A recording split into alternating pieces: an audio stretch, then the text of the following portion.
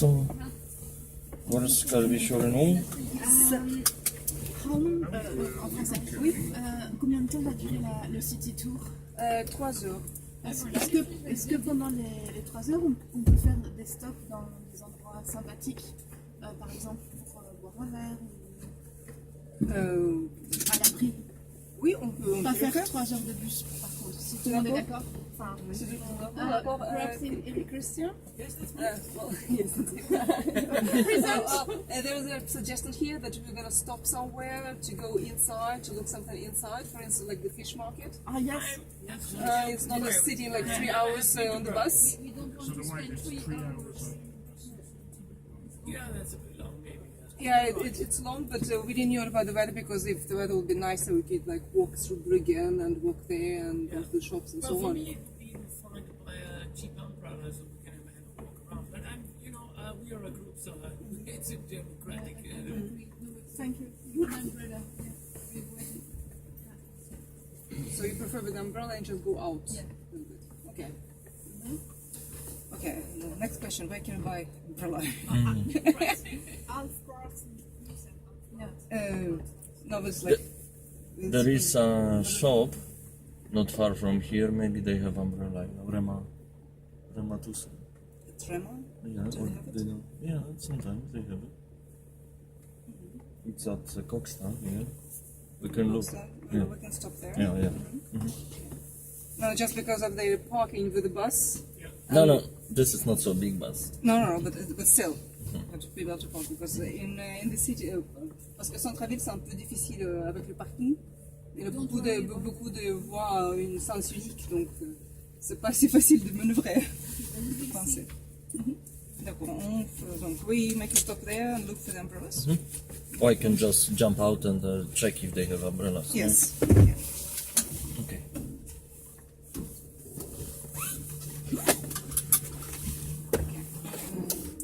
Bonjour. Donc Slavomir, c'est notre chauffeur. Slavomir is our bus driver.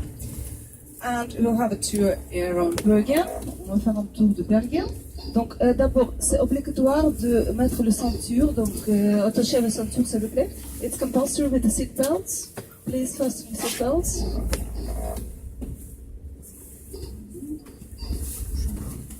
Maintenant, c'est obligatoire partout dans tous les bus.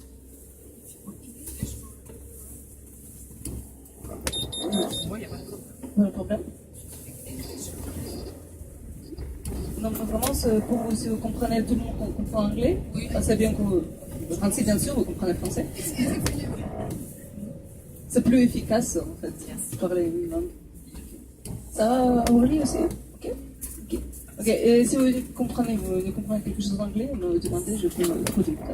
Ok, we're gonna speak English, or I'm gonna speak English, so it's gonna be more efficient and easy for everybody, so I don't have to translate it all the time. So it's compulsory with seat belts.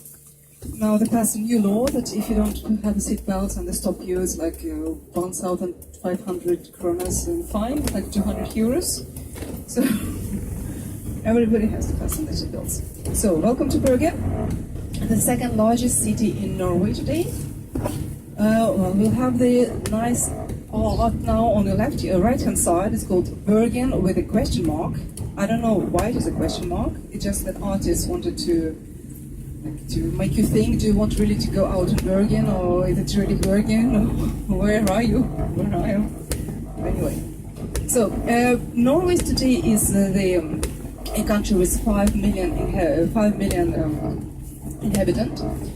However, in Oslo is the first largest city with about approximately 500,000, and Bergen and surrounding we have approximately 300,000. So compared to the European standard, it's not a very big city, but it's in Norway it's the second largest. It was like this all the time until 1830. Bergen was the biggest city in Norway. And before that, in the 16th century, it was the biggest city in Scandinavia, actually. So it was bigger than Copenhagen. Later on, Copenhagen became bigger, but Bergen still remained the largest city in Norway until the mid of the 19th century. And that was basically due to the commerce, due to the trade that was developed here, especially after the Hanseatic League established their office here in Bergen.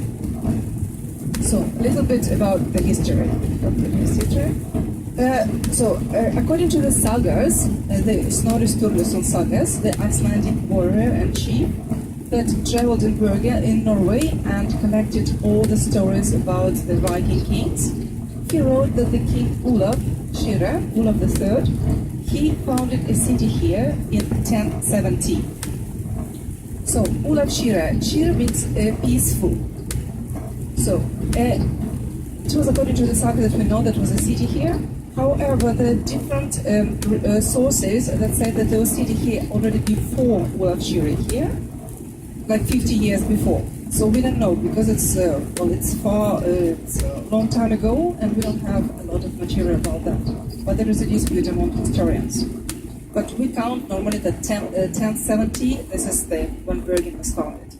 The village was given the status as a city, and the status of the city was quite important because at that time they had different rights. So if it was a city, they could have trade, they could have different establishments. So it gave the impulse for the trade development. Olaf his surname is peaceful, quite peaceful. In 1066, the king Harald Hårdrada, the firm, he went to the battle, and it was a battle of Stamford Bridge with the English king for the dominance in England. They lost the battle. They were surprised. They thought they won the war, but they didn't. And they were surprised, and the army had to retreat, and the king was killed there. Olaf was at the time with his father in England, but he didn't participate in the battle. He got agreement. He was allowed to take the body of the king back to Norway for the burial, and they retreated from England. Just a month later, William the Conqueror, Guillaume le Conquérant, he entered England, and there was a battle at Hastings. The Stormwatch is going to go to sea with umbrellas. He entered England, and he won the Battle of Hastings, and he became the king of England as well. So, Olaf first he reigned with his brother. They divided the kingdom in two, with his elder brother Magnus. But Magnus died, unfortunately, after a couple of years, so Olaf became the sole king, the only king of the whole Norway. And he made peace. So during his time, there was no war in Norway. So he made the peace with William the Conqueror, with England, and settled down that matter. And he also made the peace with Denmark. At the time, there was old agreement stated that the 100 krona. Hur mange is... there's an umbrella there for 100 kronas, approximately 10 euros. Go to buy?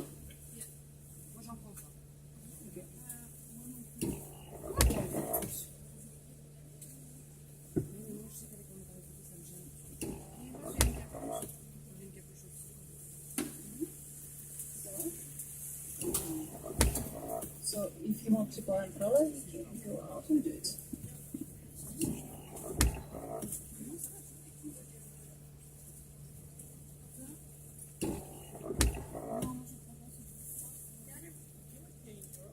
Or should I Not just... in Europe, but you can pay by card.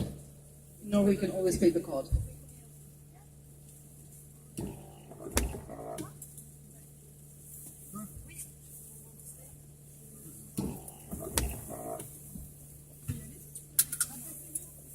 Ska du gå? Jag ska köpa på det. Oh, the extra, then I give you in cash.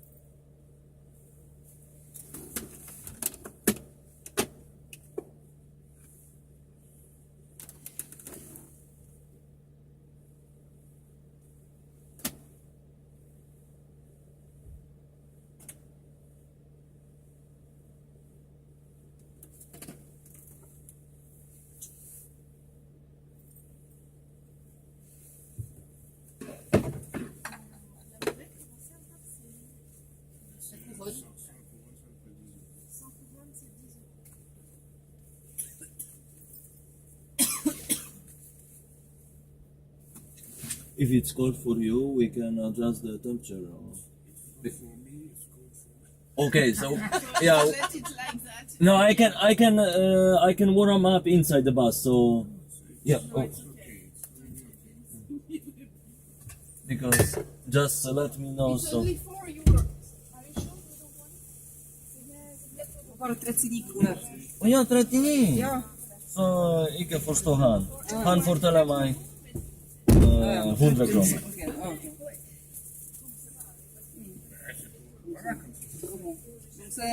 It's 39 kronas for umbrella, so it's like 4 euros. So I don't know why he told me.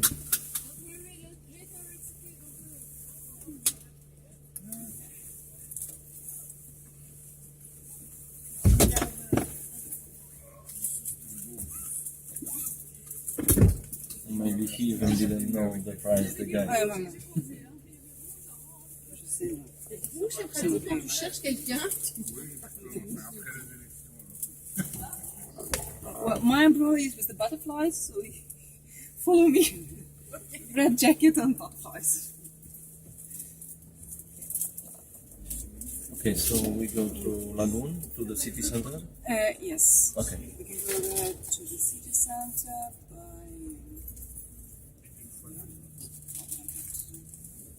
This way or the other way. No, I can. Oh, no, we'll not go through the tunnel. No point.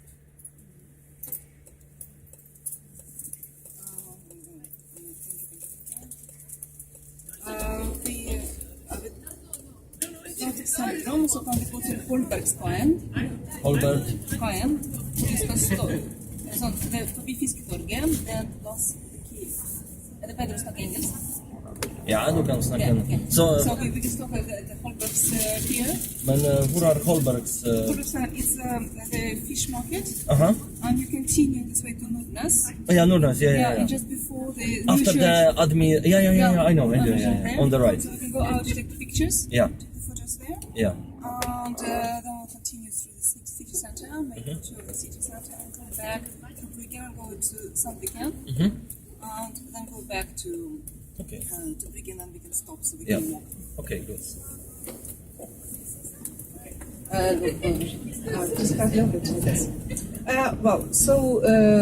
What I was talking about, it was about the Olafshire, yes. So he made a peace with England, and he also made a peace with Denmark. In Denmark, there was agreement with his father and the old Danish king that the one that lived longer will inherit both kingdoms. However, there was another pretendant on the throne in Denmark, and he took the throne. So there was a quarrel there. However, Olaf he made a peace, and he married the daughter of that new king, and his sister married the brother, the son of the king. So it was like really peaceful agreement. Olaf was very he was very preoccupied with the development of the commerce, with the trade, with the city development, and he was also the first king in Norway that could read. At the time, to read, it meant read Latin. So he was educated. At the time, they also used the Northern alphabet. They could write a Nordic runic alphabet. However, to read Latin was quite uncommon, and he assisted in the church services. So he helped priests during the service because he could read the Bible, he could read Latin. It was a prosperous time for the country, and Olaf he also developed the divided country in different bishoprics. So before, the bishop will always be traveling with the king for the battles, but now they had permanent seats. So there was a Nidaros, the one in Oslo, and the one here in the western part of Norway, and it was at Selje. At Selje, it is an island outside the western part of Norway, and there was the remains of Santa Sunniva. Santa Sunniva, according to the legend, she was an Irish princess. She had a pagan suitor, and she escaped. And they were just traveling by boat without sail, without oars, and they were drifted to Selje, to the island there. And when they went out and started to live there, the locals they placed their cattle there because it was quite safe. There was no predators on the island. So when they saw people walking on the island, they thought that were pirates. So they asked for military help, and they wanted to attack them. Santa Sunniva and her company, they got scared, and they hid in the cave and prayed God to save them. So they were buried the stones fell down and they were buried in the cave. Later on, they realized that they were not pirates, they were just a poor princess. So when they opened the cave back again, some years later, they found their bodies intact, so it was a kind of a sign of the miracle. And she became the Santa Sunniva. Her remains later, Bergen was founded in 1070, so 1170, her remains was transferred here to Bergen, and Bergen became the capital of the bishop seat. Olaf the Cheery, he also started to build the church here, the church. So that was a little about the history. And the Santa Sunniva, she is protecting the whole western part of Norway. She is also the saint of Bergen. At the time, Norway was Catholic, of course, until the Reformation in 1532-36, when it was imposed by the Danish king at the time.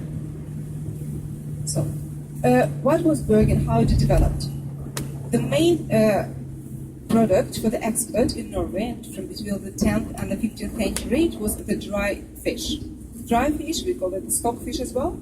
It's just the white fish, like cod, haddock, this type of fish, that was dried outside. It wasn't salted, just dried in the northern Norway, primarily in Lofoten Islands. So the main fishing season was in March, February, March, when it was cold, so it was kind of the frozen, dried outside. And it was a very good product because it could be kept like this for several years. You just have to put it into water and you can make a meal out of it. It's like the predecessor of the bacalao. So that was the 80% of the Norwegian export during the 5 centuries. So it was Norwegian gold and oil and gas at the time. So here they started to come to Bergen, the Hansels. Already in the 12th, 13th century, we know some of them. They were coming here just for the trade during the summer period, and later on they were leaving back. However, some of them they started to stay here for the winter as well. And after the Black Plague, that was a disease that was in Europe. It came to Norway by the ship from England in 1350. And more than half of the Norwegian population died. So Bergen was in need of new traders, of people to replace those who died, and there was also famine in the country. So they needed bread. And Hansel, they made an agreement with the king. They negotiated a very good trading agreement, and also reduction of the taxes and everything like this. And there was a deal. They has to have the exchange here, the barter trade. They exchanged the stockfish for the grain. So they promised to supply Norway with enough grain for the bread. So Bergen became kind of the bread capital of Norway as well. Because here there was developed later on, because they were developed wheel mills, and also the Hansels, Germans, they came here with know-how how to bake bread. So the old bakeries in Bergen, they all have the German name at that time. So in 1360, they founded an office here, the Hanseatic office here in Bergen. Bergen was never a Hanseatic city. It was important to understand that administration of Bergen, the Norwegians, they had nothing to do with the Hanseat. And Hanseat, they only had their office here, and they occupied the Bryggen area. Bryggen means the quay, the pier. We're going to go there later. And it was kind of the city inside the city, the kind of little Germany inside Bergen. And the main Hanseatic, the main town of the Hanseatic League, it was Lübeck, in Germany, and also Bremen and Hamburg were quite important. The idea of Hansa, it was to get protection from the robbers, from the pirates at seas, and also to negotiate trading privileges. So they had army, they had money, and they were quite powerful. They dominated the trade in the Baltic and Northern Seas for many centuries in the Middle Ages. And they established the city, like Tallinn, Riga, Gdańsk, and all the city, the Tartu, they all was part of the Hanseatic League town, and also in Belgium and Netherlands, or different cities there, controlling the trade. But they had 4 offices. 4 offices, it means that they had like prominent representation of the Hanseatic League, but the city wasn't Hanseatic. So the first office was in London, the steel yard. There it was important product was the wool. So they were exporting wool from there. Then it was Bruges in Belgium. From there were textile. There was a very good textile industry, developed textile industry there. The third office was in Novgorod Republic at the time. From there it was the wax that were furs, timber, and other products from the east, coming from the eastern part of Russia. So, and the first office was here in Bergen, and in Bergen it was of course the stockfish that was very important. So Bergen started to develop. The Hanseat dominated the trade here for 4 centuries. The office was closed down in 1756, but later on the Norwegians took over the drift, and it was Norwegian office was established. Many of the Hanseat, they stayed here in Bergen. They didn't go back to their Hanseatic cities. They bought Norwegian citizenship and stayed here. This about the offices, what was important, it was only men who was allowed to live here. They were not supposed to be married, and they were not allowed to take wives with them if they were married already. The wives should stay in their Hanseatic cities. And here they were not supposed to have contact with Norwegian women at all. However, it didn't happen in reality. Some of them, they had their mistresses here, they had also children. They found the testaments, the wills that was they were giving their children and their civil wives, the mistresses here, the land, the property and money. So the Hanseatic League they established here, and they also attracted other traders. The main they came from Germany, they came from Sweden, from Denmark, from Netherlands, from Scotland. We have actually the streets named after them, and the city was developing. So Bergen was the biggest city in Scandinavia because of the trade. And also because of the rule that the Norwegian king imposed that foreign boats were not allowed to travel further north than Bergen. They had to stop here to pay taxes.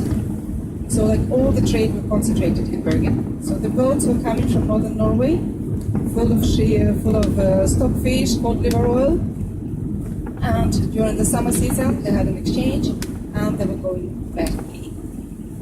And Hanseat, they exported the stockfish to Europe. That was quite important because Europe was Catholic and they needed fish during the fasting.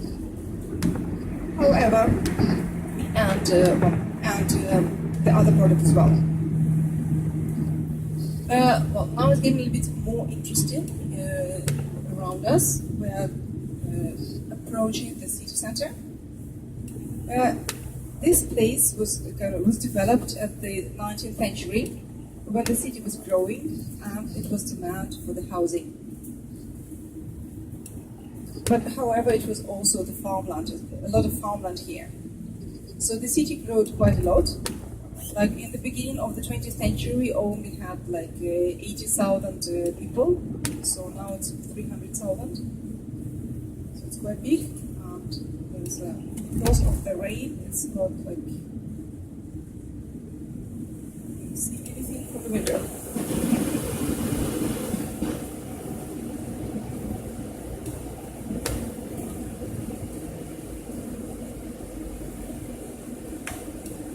So this is a residential area.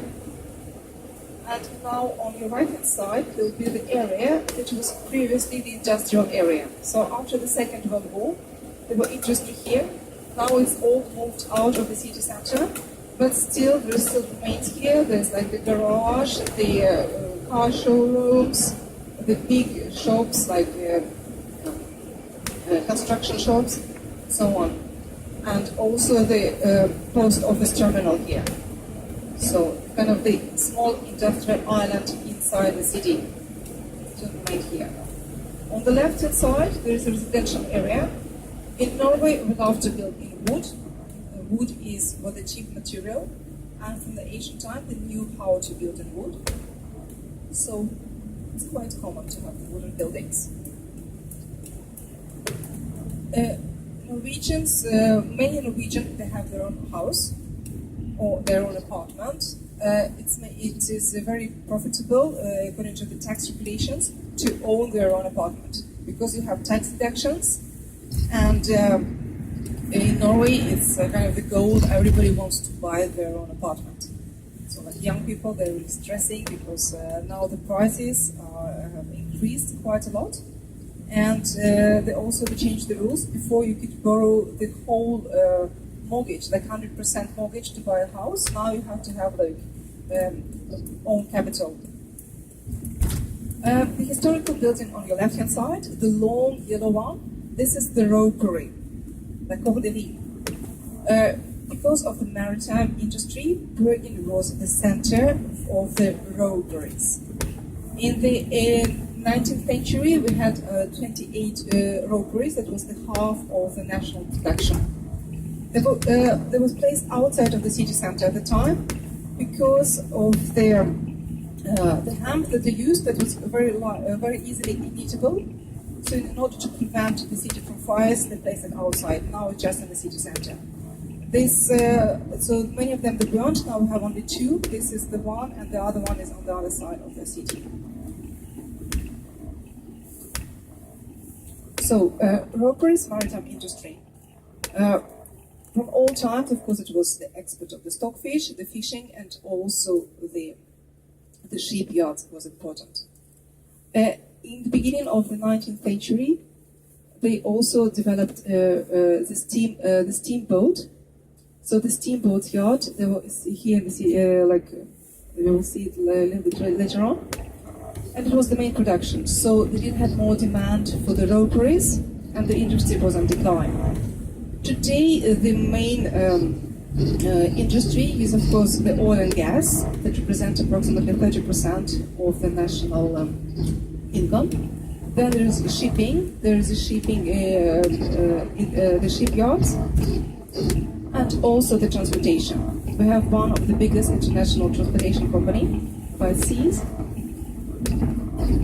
and aquaculture. Aquaculture now, so according, in addition to the fishing, we have the fish farming, the salmon, and they have a lot of research, marine research. So this is the main industry now. Now we are now passing the Denmark Square. This is the square where it was named after Denmark, who gave a lot of help during the Second World War. And on the left-hand side, you can see now the harbor. Here there were a lot of shipyards for the building of the steamboats at the end of the 19th, beginning of the 20th century. Then they all became bankrupt, and the area was very abandoned for many years. Now it's restored again, and they built a new, very fancy apartment buildings with a nice view close to the city center. So the whole area gets a new push, new start. Right-hand side, this is the part of the fjord, this lake, and on the other side of the lake, there was previously the old king's farm, the Viking kings. So the Vikings, they didn't have the palaces, they had farms, wooden farms, And they had several of them, so they traveled from one farm to another. And they ate everything that was there, and they traveled further on to the next one. And here in Bergen, there was like one of the favorite ones for the kings. The place was very strategic, so they had the control of the boats coming into the harbor, and they were also surrounded by the mountains, so it was very protected. And the farm remained there until 1100, when the grandson of Olaf Skirhaug, Olaf the Peaceful, he transferred the king's farm to the city center. And from 1100, Bergen was the capital of Norway, counted the capital of Norway for two centuries. Now, on your right-hand side, there is a train station and also the bus station. All this area is filled-in area. So before it was a part of the fjord. So the buildings here, they're not very tall, and it's quite complicated to build here because the ground is not permanent; it's sinking a little bit. However, this bus station and railway station is built there. On the other side, we have the offices and also the hotels.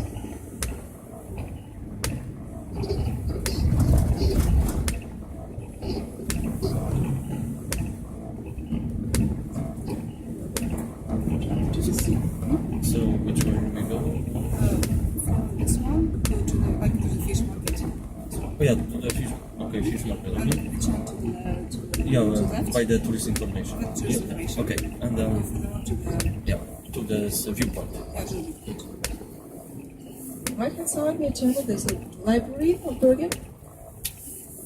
It was built at the beginning of the 20th century by the Norwegian architect Ole Landmark. And now turning right.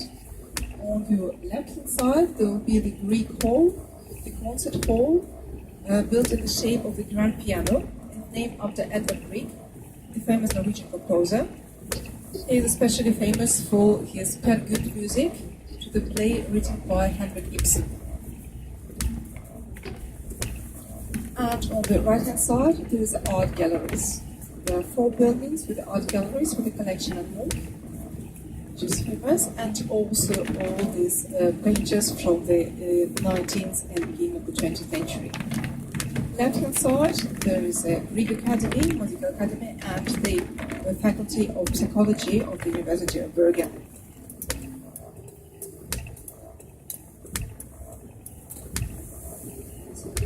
Now we are on the main park, the central park of Bergen.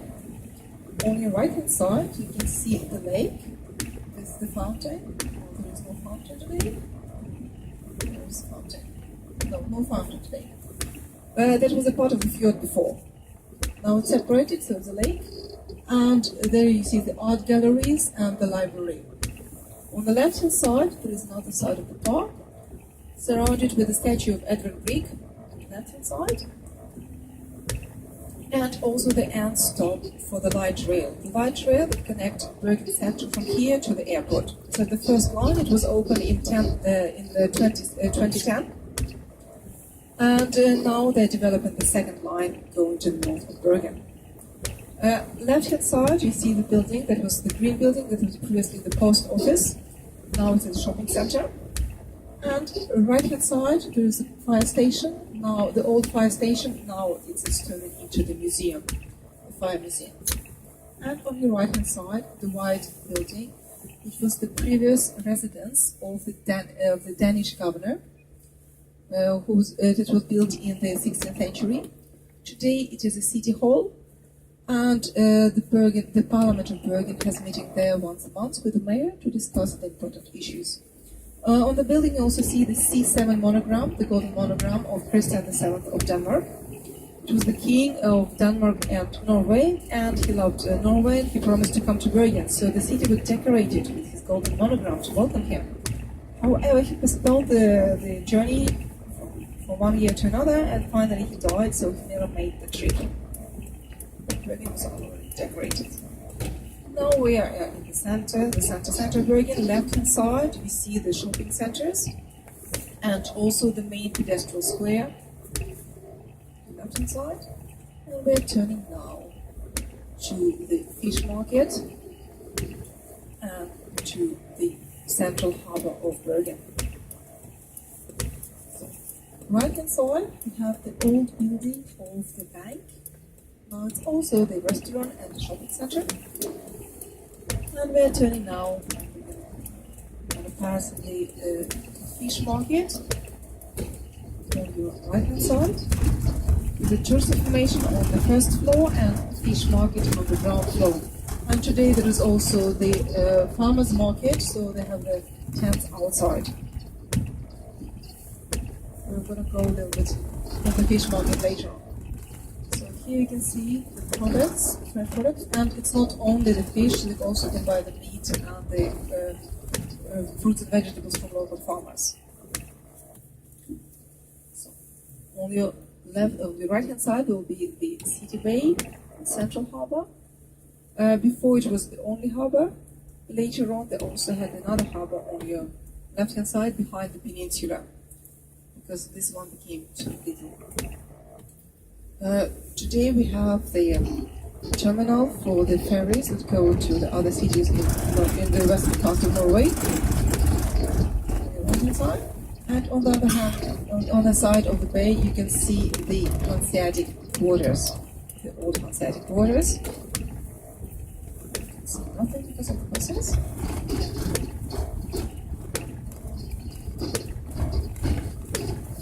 On the other side, you can see the stone construction that was modernized Bryggen at the beginning of the 20th century.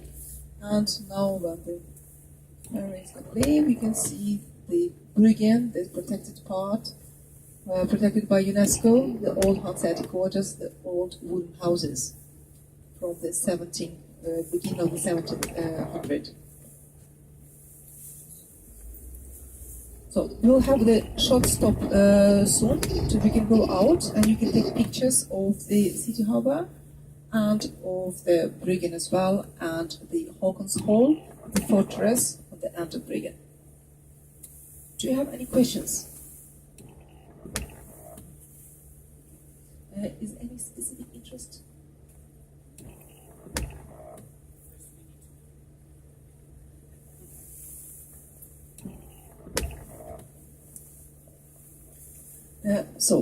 Right hand side is what the Hanseatic quarters. As I said, they were restored after 1702 fire. 1702 fire was the biggest fire in the history of Bergen. 90% of the city burned down, unfortunately. So we don't have any wooden houses from before that time. And as I mentioned before, wood was a relatively cheap available material, and it was easy to build a Norwegian new house, so they would build a lot of houses in wood. And because of the fires, everything went down. This part, we are now on the northern peninsula, and this part was occupied by Norwegians and other traders. Now you see the fancy building here, there are hotels, there are restaurants and offices and apartment buildings. And if you look at the right, you also see there are small places between the houses for the boat. Before there were storage facilities here.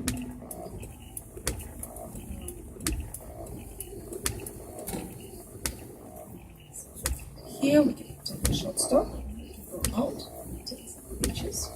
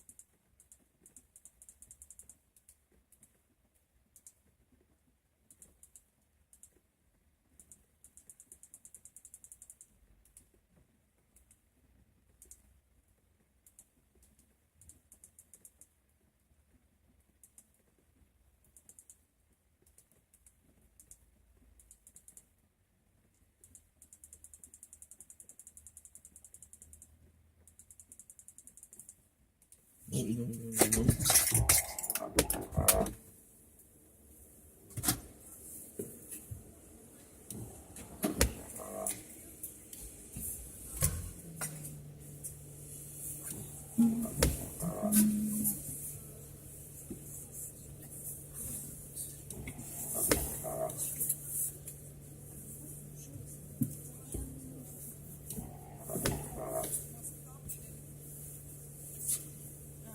avez de plus en plus d'autre côté, maintenant, beaucoup de choses sont fermées.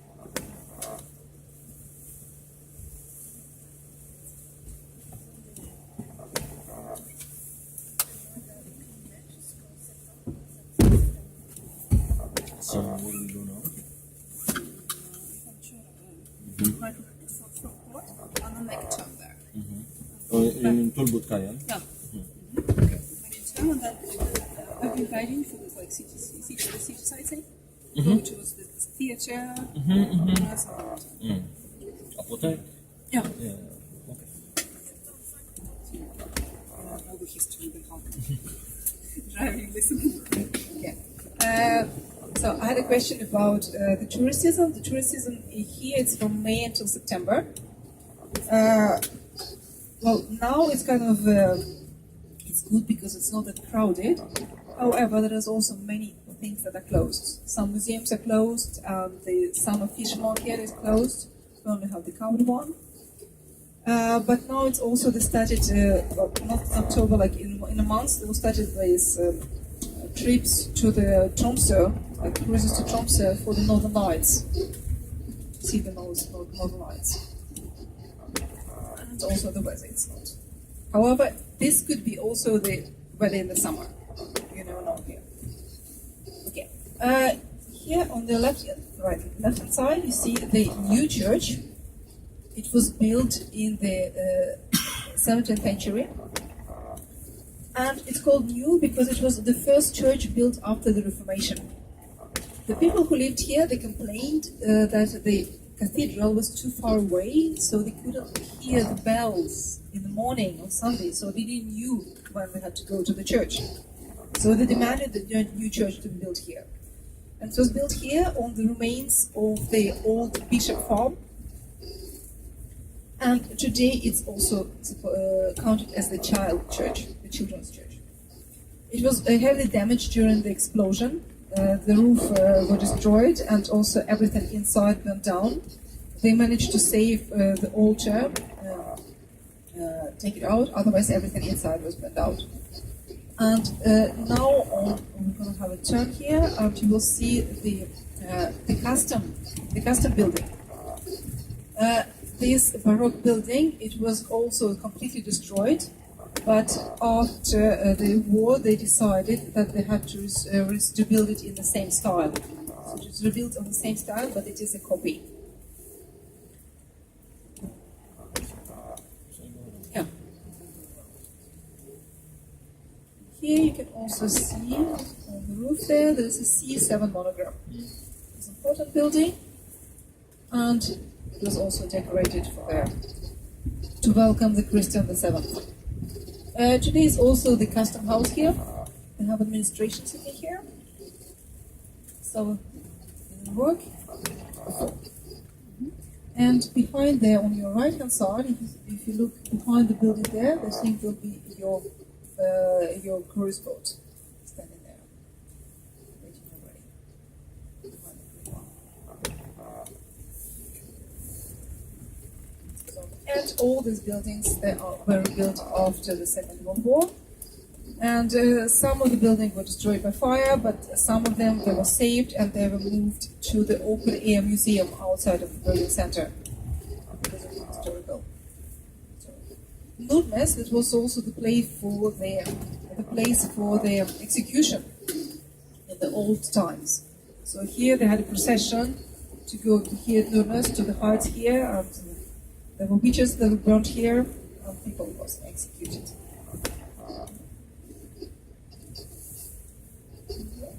So now there's so the building here is like kind of the functionalism style. It's very simple.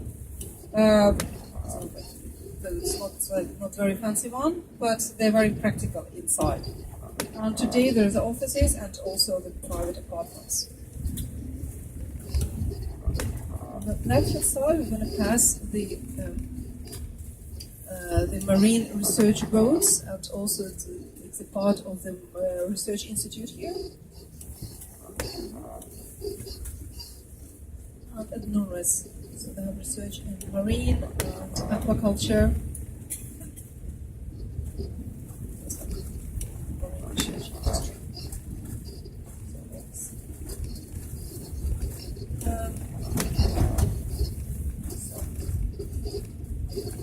The weather is, I told you already, some of you, that here in Bergen we have quite mild winters because of the Gulf Stream. So if you look at the right-hand side, you see the private house and you see the balconies. The balconies are englazed, so they're covered with the windows. So you can use it also in the summer and in the winter. Because otherwise, the open balcony, it's not, you won't use it very much in Bergen. Because of the Gulf Stream, we have all the clouds coming here from Atlantic Ocean, and they're stopped by the mountains. Mountains stop them, so we have a lot of rain, quite a lot of rain. However, if you look at the statistics, it doesn't tell you the truth, because even it's one drop of rain, they count it as a rainy day. But sometimes it's just this one drop of rain. So it's not that bad, actually. And in the winter, it's not that cold. Normally, it's approximately 0 plus 5 here. So we don't have. Sometimes we have snow, but not always. This summer we had the record. It was 34 degrees Celsius. And here I want to tell you about another big happening, a big event in the 20th century that changed the city. On your left-hand side, there was a building there. It started the fire in 1916. It was the big fire. It destroyed the city center during one night. And there was so this was the part where they had the storages. So here there were two employers. They were counting the revision of the stock. And they didn't have electricity, so used the candlelight. The candle fell off, and the rope with the tar took fire. And they wanted just to throw it on the sea. Because we just close, we just throw it in the water and everything will be fine. But there was a storm there. So the wind took the fire and spread it for the house and later on for the whole city. And the fire brigade, they couldn't do much because it was because of the strong wind. So here, all this building around you, they are rebuilt after the 1916 fire. And we're on the main shopping street. It was already famous in the 19th century. People came here from all over Norway to do their shopping because of the trade of the boats coming. Here you can find everything. So it's people from Bergen, they were complaining that they're too mercantile here. They're thinking about business here all the time. But here, they say, you can buy anything. You can get equipped for the safari travel. You can get equipped for the North Pole expedition. You can find anything here. After the fire, the first building that was rebuilt, it's the one on your right-hand side. It is the pharmacy. And it's also the small pharmacy. It is the oldest company in Norway, still existing, still functioning. It was founded in 1590. It was the pharmacy street here. Luckily, they sell different remedies now than at that time. But that was the first house that was rebuilt after the fire. So this still has the element of the Art Moderne, Jugend style, and also some inspiration from others. But the other houses, if you look around, they get more and more simple. There were new regulations, so after the fire, after the city center went down, they made the biggest street. They changed where the street were going, so they're not the old, small zigzag streets. It was straightforward and more open space. And they also said that they're supposed to be the houses of the 5 floors. So 1, 2, 3, 4, 5 floors, the standard houses around here. Except for the main square, then they were supposed to have the 6 floors to show that's the main one. So here's the functionalism style buildings, quite simple and practical. It was 1916, it was the First World War, and the financial crisis, the city didn't have money to rebuild it in the old glory, because before they had inspiration here from Berlin and from Vienna. So it was this type of houses. And after the fire, the city look changed completely. Now we are near our theater, the National Theater here. We can stop here so I can talk a little bit. This is the theater built in 1909 in Jugend style, like Art Nouveau. And in front of the theater you can also see the scary statue of Henrik Ibsen. It was old. When Henrik Ibsen was young, he worked here in Bergen, in the theater, and here he started to write his theater plays. The theater wasn't at that side. It was founded in 1850 by Ole Bull. Ole Bull was the famous violinist in Bergen, and he wanted to found Norwegian theater. So after the union with Sweden, Norway get like the wave of the national feeling, the romantic feeling. They wanted to speak and write in Norwegian, because before the official language was Danish. So here it was the first theater in Norway where they played in Norwegian and they spoke Norwegian. It was quite important.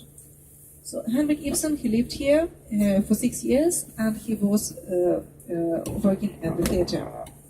Today, the theater, we have these 3 stages, and now we have both the children's theater, the children play, and the grown-ups, and also some concert as well. And if you look on the left-hand side, you see the Ole Bull's place. It's devoted to Ole Bull. And down there is kind of the main axe. So here, from the theater and down to the main lake and up to the mountain Ulriken, the highest mountains around Bergen. You don't see it, but imagine, with the nice cable car there. So it's kind of the main part, the main axe of Bergen, like divided Bergen to here in the center. And down there is also the statue of Ole Bull. Okay, so about the language. If we go a little bit back, in the 15th century, it was established the Kalmar Union, the union between Sweden, Denmark, and Norway. At the beginning, it was the union of the equal countries with only one, the common kings. So they were supposed to elect the common king, they're supposed to have the common defense strategy, but the country is supposed to be independent and they had to govern themselves. That was original. But Denmark became more and more dominant in the union, so there were some wars and Sweden get separated, they went out of the union. But Norway was quite weak at the time, so they remained in union with Denmark. So in the beginning it was more or less equal union, personal union, but later on Denmark became more and more dominant and it became like absolute monarchy. So Norwegian language was actually suppressed and they treated Norway as kind of the province of Denmark. And the official language was Danish. So we had a situation here where people were speaking Norwegian, they're speaking their dialects, but if they had to write, they had to learn how to write in Danish. And Danish and Norwegian, they're quite close. So they're close languages, but they're still different. So, I don't know, it's like, in French, it's like French and Occitan, for instance. So it's like close, you can understand, but it's not your language. So, and after Norway became part of Union, after the Napoleonic Wars, in 1814, Norway inspired by the French Revolution. They created the constitution, they founded the Constitution of Norway in 1814. And also, here they started the movement to get independence. It took a lot of time. Only in 1905, Norway became independent country. They dissolved the union with Sweden. And they managed to do it peacefully. So they avoided the war with Sweden. It's kind of the Nobel Peace Prize here. And that was also in the 19th century they started to make Norwegian language. So now we have 2 languages, official written versions of Norwegian. We have the Bokmål, which is based on the old Danish, which kind of made it more Norwegian. And the other one is called New Norwegian, which is based on the dialects. Dialects, especially here in the western part of Norway, it's based on how they speak. So now we have the two versions. And to equal, however, Bokmål now is used by more or less 80-90% of the population, and more common. New Norwegian, after the war it was like 30% used New Norwegian as the written language, now it's less and less. So now they have a debate about what about just using one version, we don't need two. But I don't think they will come to the union, come to agreement about that. So this is about Norwegian language. Okay, so I can.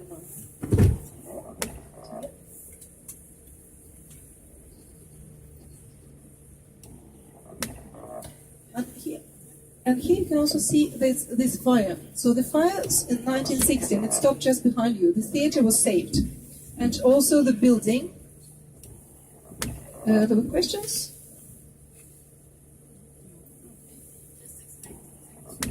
Okay. Donc on a deux versions de norvégien. Autrement, on parle le dialecte. Tout le monde parle le dialecte. Il n'y a pas de standard oral. So, and the buildings on your left-hand side, there's the one that was destroyed by the fire in 1916. So you see this completely different style. I'll turn to the right now. And there's a little park outside of the theater. And there's also the statues of Gustav Wergeland. You have the big park of Wergeland in Oslo. You have here the mother and the child on your right-hand side. And soon on your right-hand side, we also pass the statue of Bjørnstjerne Bjørnson. He is a Norwegian poet and writer, and he won the Nobel Prize in Literature in 1903. He also the author of the Norwegian national anthem, Ja, vi elsker dette landet. Yes, we love this country. So the anthem is also very peaceful. It's like praising the country, praising your parents, and fatherland, and so on. So it also like represent how they made the dissolution of the union. There were debates, there was some violent debate as well, but they managed to avoid the war. So it was a peaceful dissolution of the union. And after the dissolution of the union, what happened? There was a debate. Should it be a monarchy or republic? There were many people who wanted to have republic, but there was a referendum, and the majority voted for the monarchy. At the time, it was also kind of the smart solution because Norway was surrounded by the monarchies. So Sweden was monarchy, Denmark was monarchy, Belgium, Netherlands, England. So it will be kind of very lonely to be a republic in the middle of all these monarchies. So Norway became monarchy, and they invited the prince. They had like two solutions. The Prince Carl of Sweden, who turned down the offer, and the Prince Carl of Denmark, and he accepted the offer to become the Norwegian king. So he came here with his wife Maud, the British princess, and their little son Alexander. When they were crowned the king, they changed their names, except for the queen. So he became the King Harald VII. And the prince became Prince Olaf. And that is the start of Norwegian modern time monarchy. We still have the monarchy today. We have the King Harald V and Queen Sonja, and also the Crown Prince Håkon Magnus and Mette-Marit, his wife. Before, there was like only the boy could inherit the throne. They changed this in the 90s, but the Martha Louise, who is the elder sister of Prince Håkon, he said that it's okay, he can inherit the throne after the old rules. However, now the oldest child is daughter, Princess Ingrid, so maybe in the future we'll have the queen as well. So now we're joining, and now we're in the area that was developed after the industrialization. Industrialization that came here in 1850. Before, at the right-hand side, there was only farmland. So the city were growing, and they needed more space, and they started to build here. It's kind of the Art Nouveau style, Union style surrounding. And here, like the more poor, they lived down the hill, and richer people, they lived up the hill with a better view. Today, this is the university area. In 1948, there was the first lecture given here at the University of Bergen.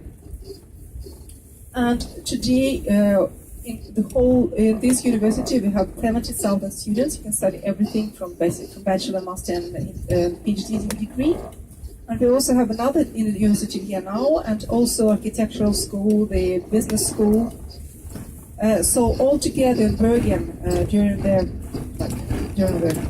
school year, it's 30,000 students, which is the 10% of the population. Now look on your right-hand side, you see the red church. This is the St. John's Church, built at the end of the 19th century in the red Dutch bricks. And this is the biggest church in Norway, in Bergen. It's a place for 1,250 people. So see later. And there was also kind of the second act, so we have one act from the theater to the main lake, and here from this church down to the fish market on the left-hand side there. So the Reformation.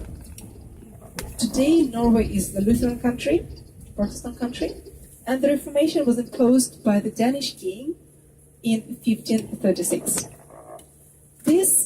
And it was not because he was so preoccupied with the salvation of the souls of the Norwegian and Danish of his subjects.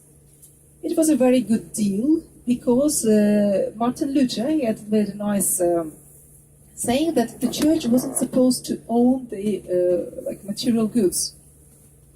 At that time, the Catholic Church, they owned about 1/3 of everything in Norway. So they were very rich. And after the Reformation, everything that they owned that went to the king. So it was like the very good deal, say, to impose the Reformation, because the king enriched himself very much. And from that time until 1845, the Catholicism and other Christian denominations, they were forbidden here in Norway. Then in 1845, they passed a law that are the only Christians that can build their places of worship here. And now on your right-hand side, you can see the St. Paul Church. This is the only Catholic church here in Bergen. It was built here in 1876. And today we have, the community is quite big, also due to the immigration from Poland, Vietnam, and Latin America. They have services here in many languages, several times a day, which is not normal in Norwegian churches.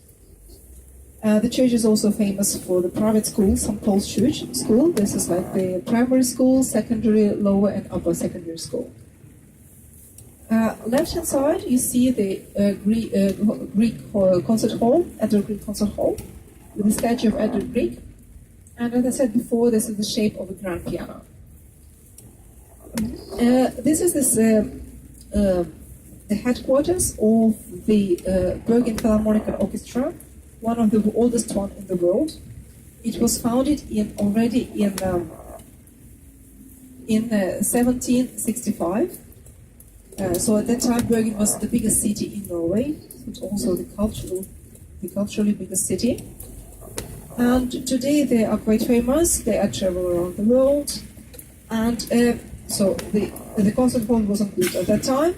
But Edvard Grieg was a conductor for the Bergen Philharmonic Orchestra for 2 years actually. Edvard Grieg, he is a famous Norwegian composer, as I said before, one of the most famous, and he was from Bergen. So he was born here in Bergen. However, his ancestors they came from Scotland, from northern Aberdeen. So at the time, their surname was Greg. When they got Norwegian papers, Norwegian citizenship, they changed their surname and the spelling, and it became Grieg. So today, all Griegs in Bergen, they are descendants of this family, or basically from the brother of Edvard Grieg, because Edvard Grieg, he was married to Nina Grieg, his cousin, and they had a daughter, but she died of meningitis when she was 1 year old. So he didn't have any ancestors, any children. But however, all the Greeks in the city, they are the kind of ancestors of his of his brother, elder brother. So Grieg, as I said, he was famous for the Peer Gynt, and Henrik Ibsen, that scary statue outside of the theater, he wrote the play of Peer Gynt, and Henrik Ibsen, he wrote the music for the Peer Gynt. And they became instantly famous for that, both of them. But everybody knew everybody here, and the Björnstjerne Björnsson, the author of the national anthem, the children of Björnstjerne Björnsson and Henrik Ibsen, they were married, first of all. And also Björnsson he had a project with Edvard Grieg. They were supposed to write an opera about the Saint Olaf. They started it, and some parts of them they were completed. They had a success, but the opera was never completed. And while they were supposed to write this opera, Björnstjerne Björnsson, he found out that Edvard Grieg, he wrote the music to Peer Gynt. So he get really offended, and they broke the contract, and they didn't spoke for 12 years. At the end of the time, Björnsson decided that it's time to make the end of the quarrel. So he made the present to Edvard Grieg for his birthday, and he gave him his own statue. It is still now in the summer house of Edvard Grieg, so it was kind of like a symbolic present. Imagine you have a birthday, and the person comes with his own statue. It's like, look here, it's like, let's make peace.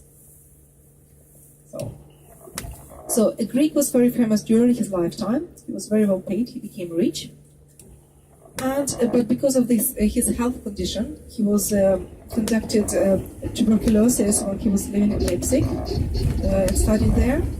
So he had like one lung was collapsed. So this climate here in Bergen was too humid for him. So during the winter time, he was always traveling somewhere abroad, or was in Oslo or Copenhagen, or touring the Europe. So he came here only during the summertime to get inspiration, because his music is very much based on Norwegian, the folk music. He got like inspiration of the folk tunes, the mountain, the fjords. And when we're going to turn now, you will also see this. If you look straight forward, you can see this brick building in front of us. Today, this is a kind of luxury hotel. It's called Opus the 16th. And this is the ancestors of the brother of Edvard Grieg that owned this hotel. And down there in the basement, they have an exposition where they show the family history, and also everything is devoted to Edvard Grieg and the Grieg family there. So it's kind of the 5-star luxury hotel. It's exclusive one. And they also, during the lunch, they have the Grieg concerts there. So have your lunch and listen to the music.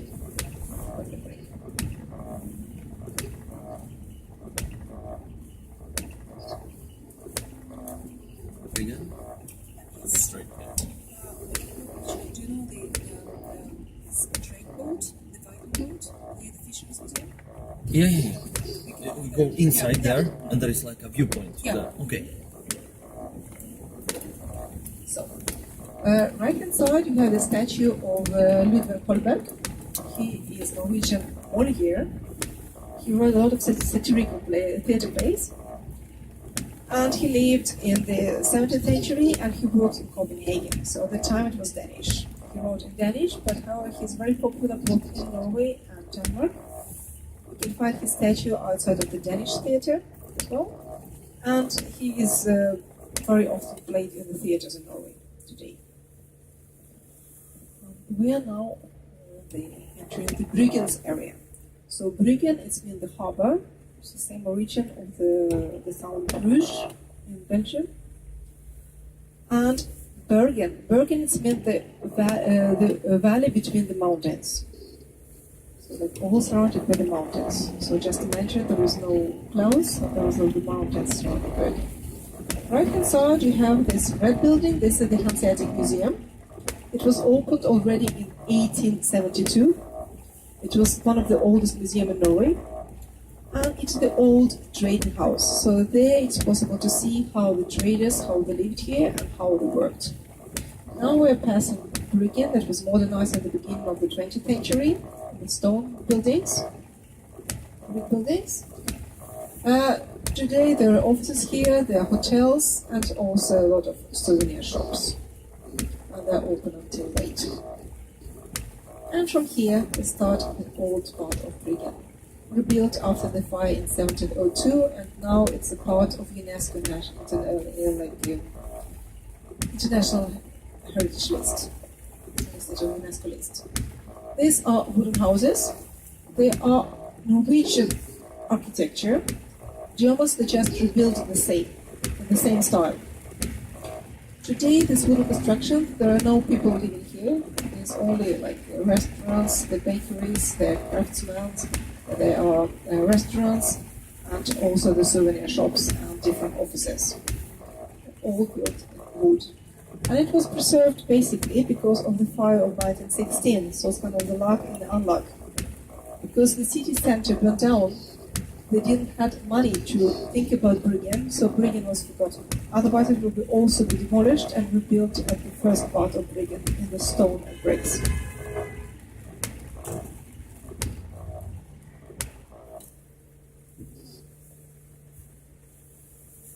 So Bryggen was saved by that.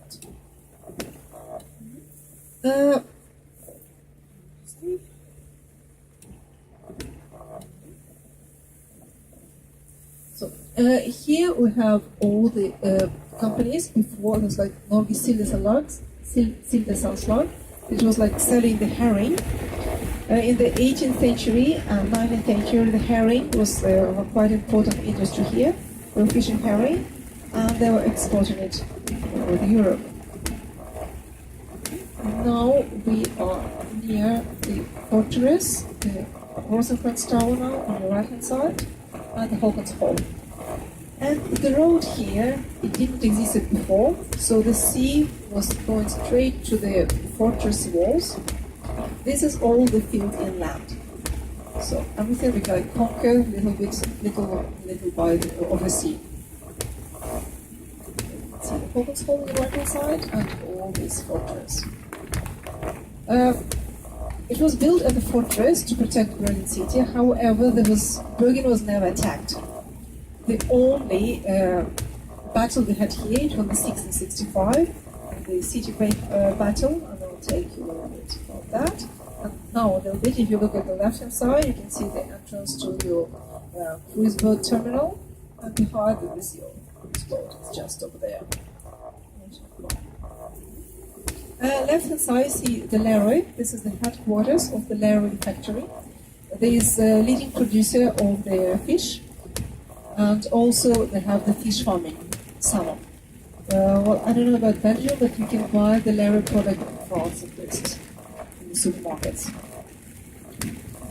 There's like much like all of the fish export companies, and before there was a storage buildings here. So now we're entering the area which was became the part of Bergen city only after the industrialization in 1877. Before there was a small village here, and they had to build the road. To go here you had to go by boat, so the road wasn't here. So after the 19th century they started to build here, and they were for the poor people, for the seamen, for the factory workers. They lived on the right hand side, on the left hand side there were the factories. There were mills, there were slaughterhouses, there were fishing companies, there were storage rooms here, there were the shipyards, everything here. Today it's all transformed into nice offices. It's quite luxury to have an office here. It's quite expensive, but you have a very nice view when it's raining. You can see the surrounding islands, and also it's close to the city center. So you see all these buildings, all the view now, is like the office building. And it's also very nice if you have like the company party or something. You can also go to here by boat and go to have a small cruise on the fjord.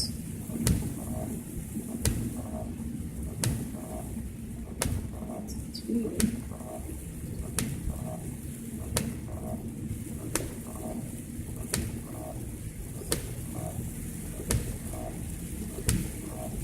right hand side is wooden houses where the workers lived. The color is white, very mainly, it's popular. The fashion came in the 18th century.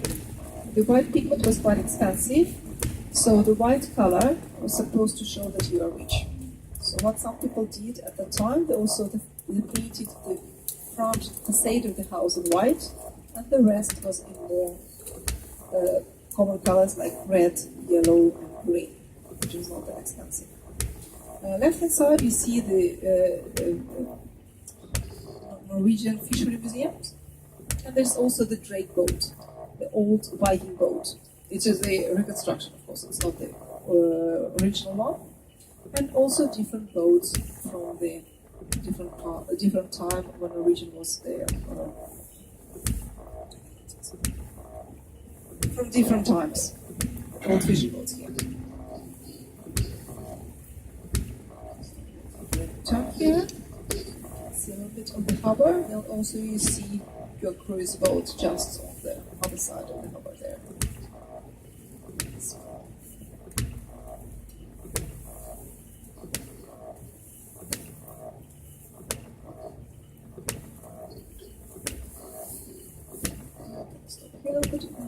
Talk a little bit. So, if you look at the right, on the top of the rock there, you can see the pink building.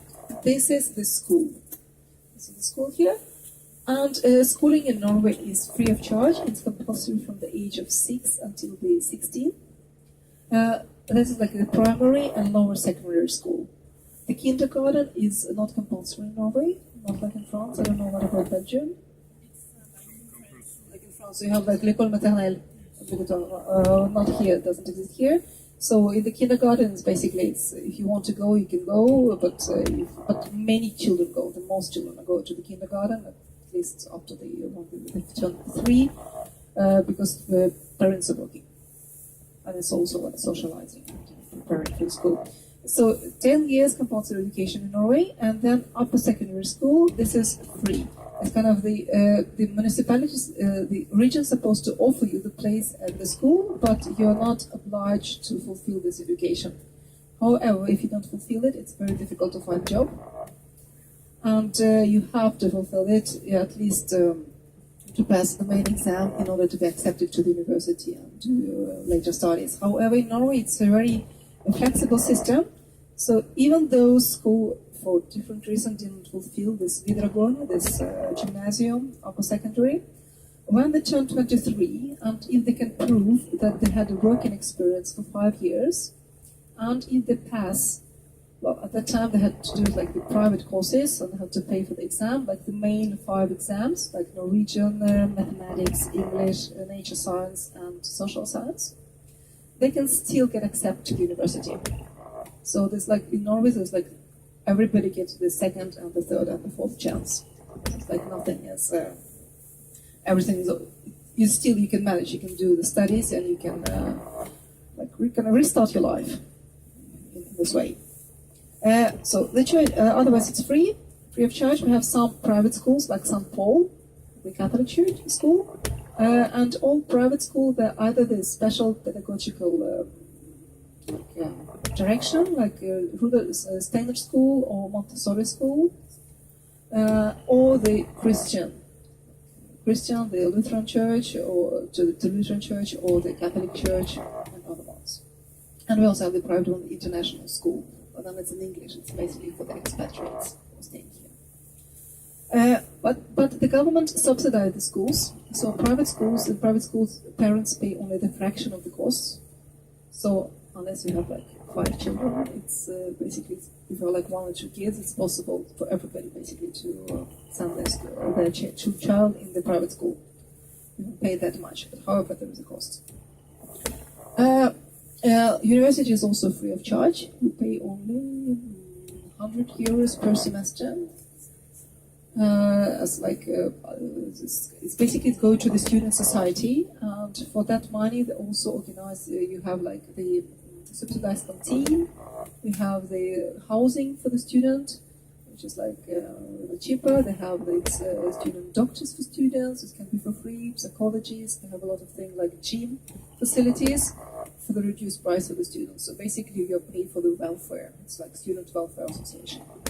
You pay for the books here. You have to pay for the books and also for the housing. But Norway has the system of the Lånekassen, which is like the loan loan, the bank for the student bank. You can apply there, and you can then you have money, but it's you receive, it's part of the half of it is scholarship, half of it is loan, and first you receive everything as a loan, and then when you pass the exams, when you pass the exam, then the loan is getting converted into the scholarship. And it's very good because while you're studying, you're not paying back, and there is no interest rates. So it's only like half year late after you finish your studies, you have to start paying back from persons when you start working. And the interest rate is also very low. They're following the central bank, so it's right. So this loan. What else? Do you have any question about the education system in Norway? No? Yeah.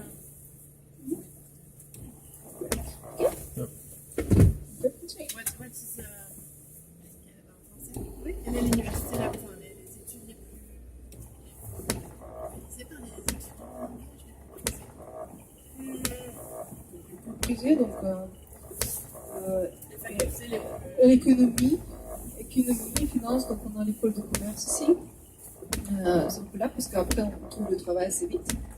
Maintenant aussi pour la pédagogie, pour devenir le prof, on a augmenté le salaire des profs, donc maintenant c'est bien payé aussi. Et autrement, c'est la recherche, surtout les recherches pétrolières, entre pétrole, gaz, entre le chalet et maritime aussi. Est-ce que les gens ont quelque chose avec nous, comme justement le pétrole, est-ce qu'il n'y a pas... Non, on a le fonds pétrolier. Le fonds pétrolier, non, c'est pas directement pour les gens, c'est vraiment quand on passe le budget d'État chaque année, on prend part de revenus de ce fonds pétrolier pour financer les projets. So, Christian, it was like they have the Norwegian Petroleum Fund, and it's not like you don't get directly to the people who live here, but every time they pass the national budget, like now in October, they take part of the revenues from the fund to finance different projects. But there is also a lot of debate about it. People want to save it for the future generations, but at the same time we need it now as well. Because we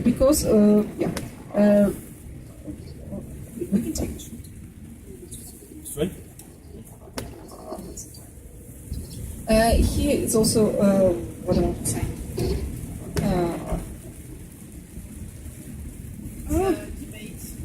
Yes, it is there's debate about it, but we also need now to finance the project. But they all know that the oil, petrol era is going to finish soon. So we have to save it. But Norway is one of the countries that doesn't have the national debt. So we're very privileged because of that. Otherwise, the prices are high because they also negotiate the high salaries and so on.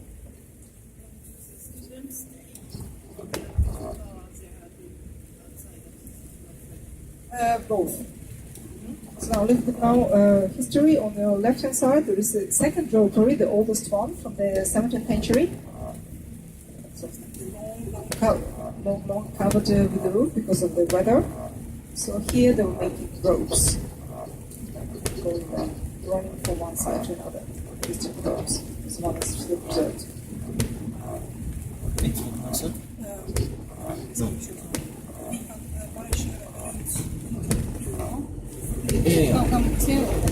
Okay, yep. Okay. The tunnels, we have a lot of tunnels in the western part of Norway. It's a mountain area. It's quite expensive to build a tunnel, but however, it's quite important to have the connection. We have the longest tunnel is 25 kilometers. It's in Sognefjorden in north of Norway, north of Bergen. And there it's quite tiring to drive, so they also have a small spot where people can stop. Otherwise, before you had to travel by boat. By boat or by land, it was quite complicated. It started really raining here. So now we are like, if you look a little bit forward, you will see the buildings of the Norwegian School of Business and Administration here, which was moved here, but it was open already in 1936. So it was before the university. Then we decided kind of to spread a little bit, not to place everything in Oslo, so the business school was here in Bergen. So they had to come here to study business at the time.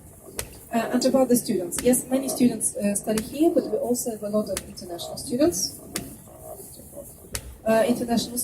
And Norwegians also go abroad for the exchange program. Universities and high schools and like schools in Norway, they have an exchange program with basically all European countries and also in Latin America and so on. We are passing now the toll road, Liège. Now in Bergen we have like toll roads, different 2 rings of the toll roads, and you have to pay to enter the city center. During the rush hours you pay up to like €5. And now in the weekend and out of the rush time, you pay approximately €2.5, €3. It depends also if you're driving the diesel or petrol. For the diesel, you have to pay more. They have like the changing now. And it's also kind of the main idea is to reduce the traffic. To reduce the traffic and also make people to use the public transportation. For some people it works. If you have the working place, you can easily take the bus, but sometimes, like for me, sometimes if I'm working outside of the city center, it's much easier to go by car, which I can do there in 10-15 minutes, than use of like nearly an hour by bus.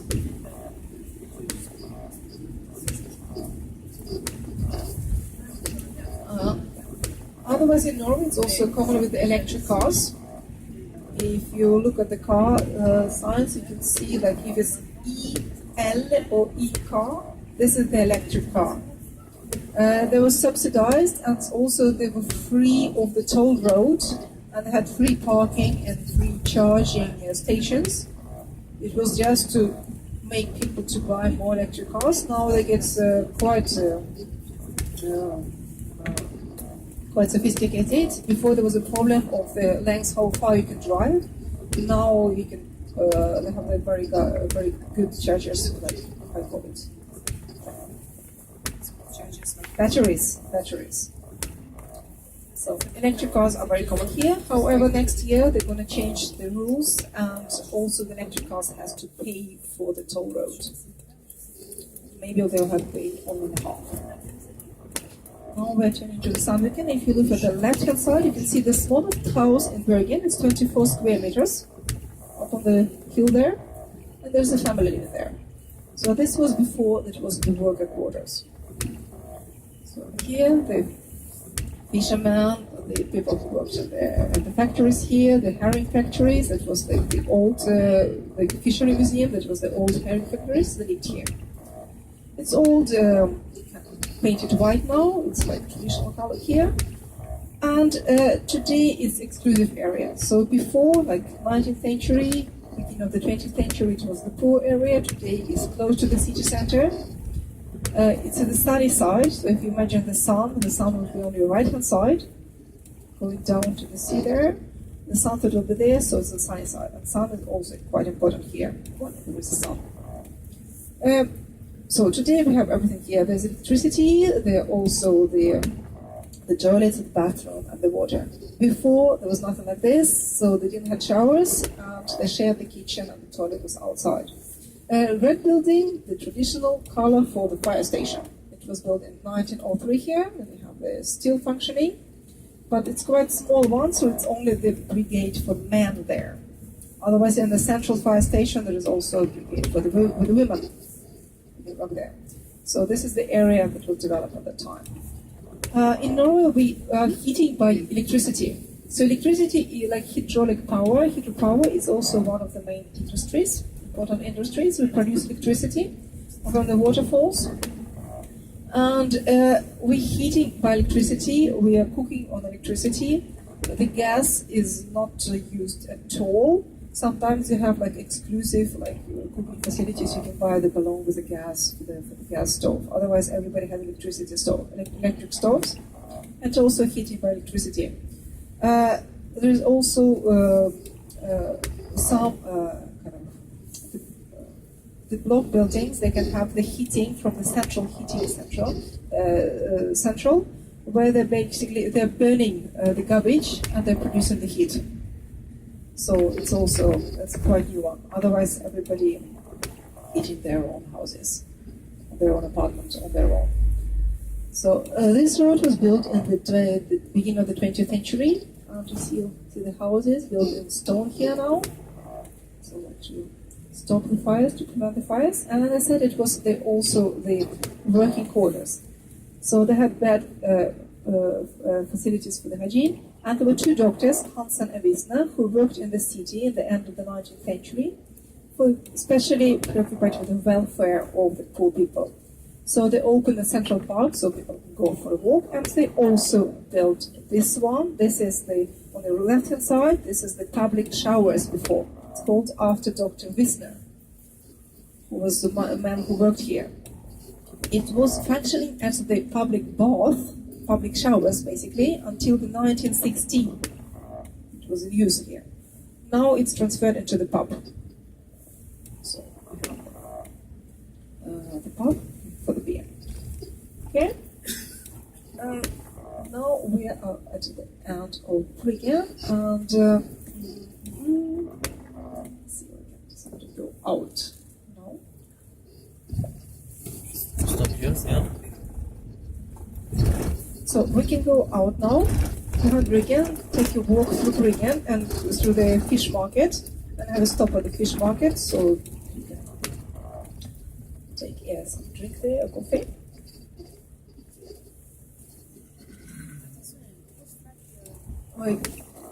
Oj, konstlag.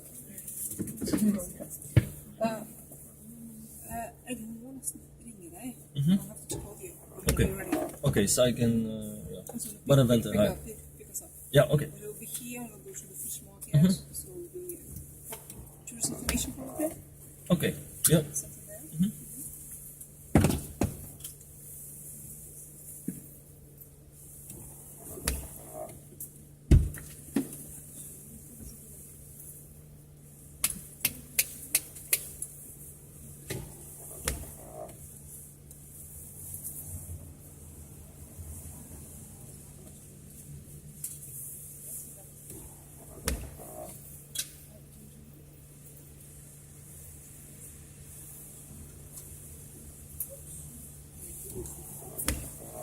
Le bus il reste ici?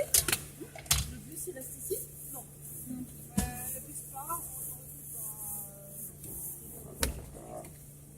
D'accord, ok.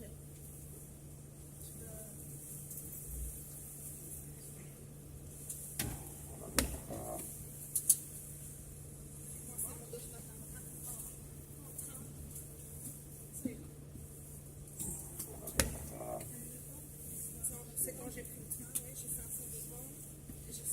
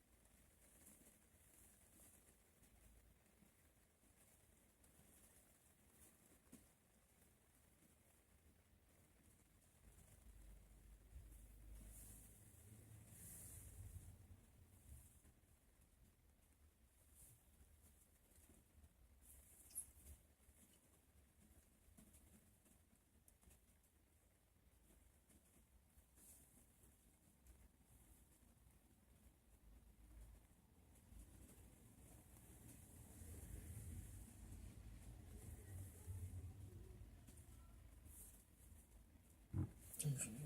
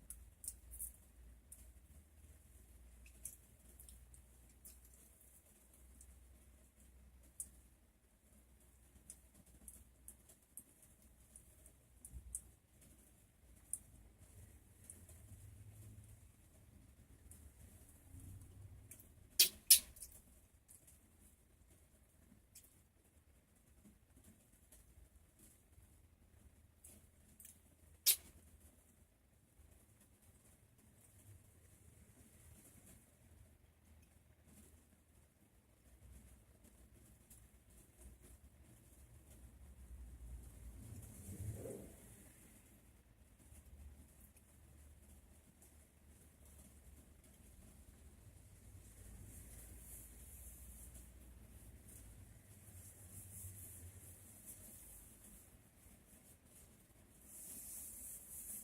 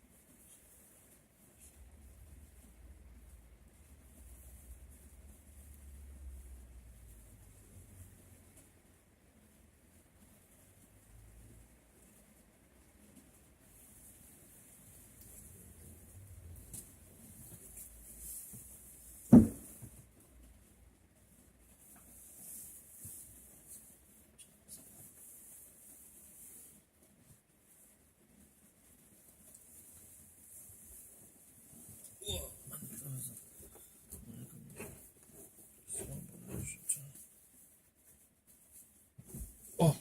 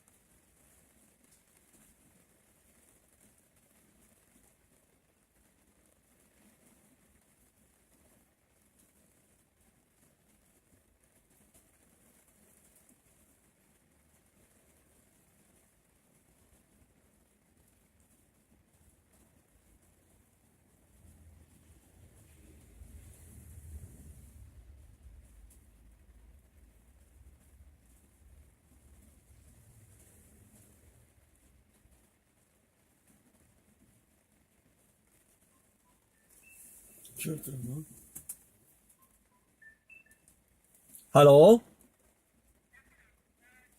Ja?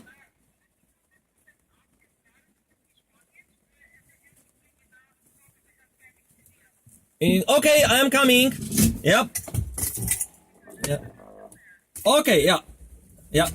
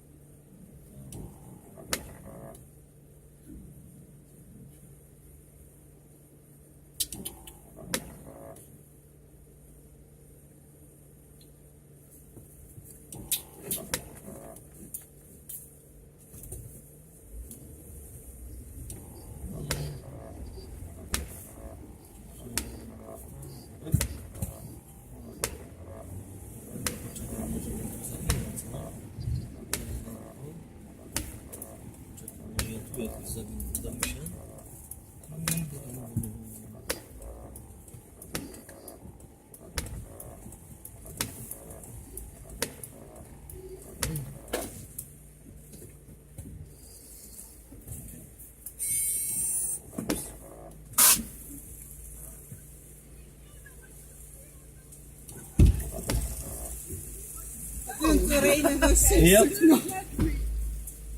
Raining.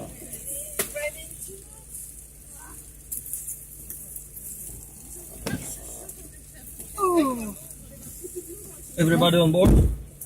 Okay. Where are we going? If you can go to the fish market and just go out there, so you can go inside the fish market and down straight to the boat.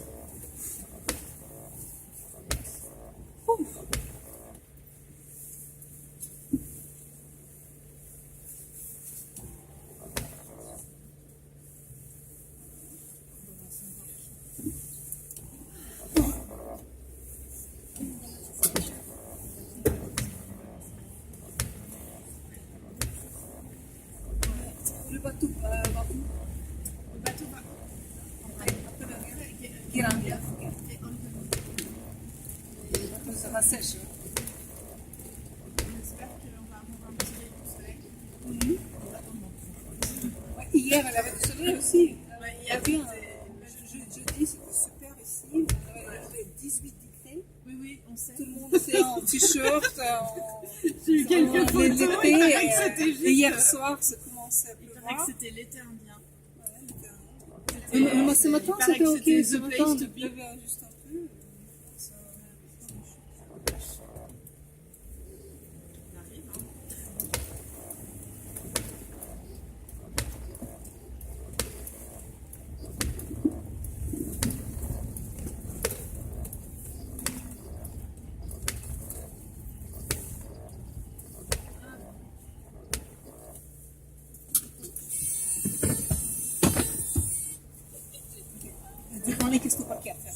No, I can wait here. You can wait here. Okay. Yeah. If they will chase me away, so yeah, so you will see. But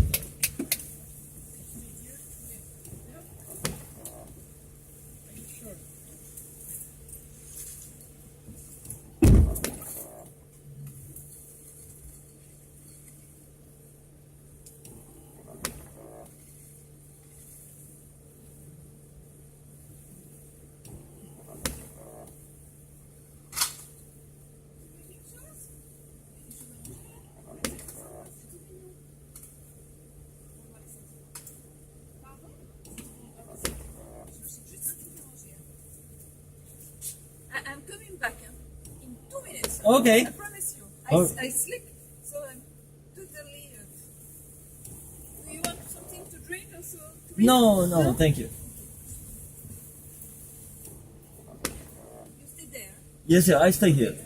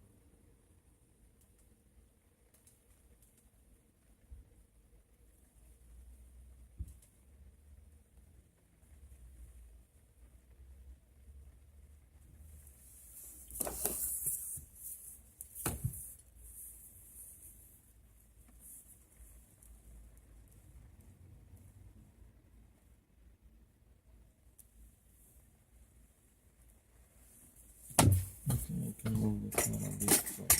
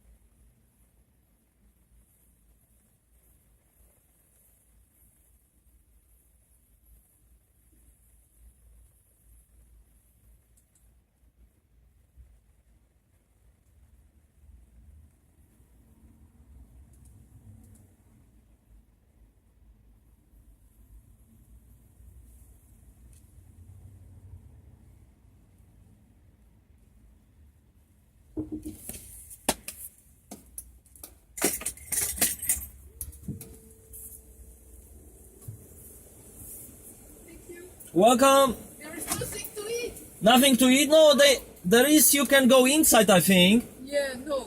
There is nothing like they don't serve nothing. No. But the people are sitting here drinking something. What Like, can I do with fish? No. I think they can serve maybe some fish or not. I don't know. I never come here to eat, so so I'm not sure. But they used to have you see, like there is this white tent, but I don't know. They used to have like a outside you could go and eat, like fish and chips or things like that. but I don't know how it is now because the tourist season is already like yeah, so it's less and less attractions. So you will go with a cruise boat, some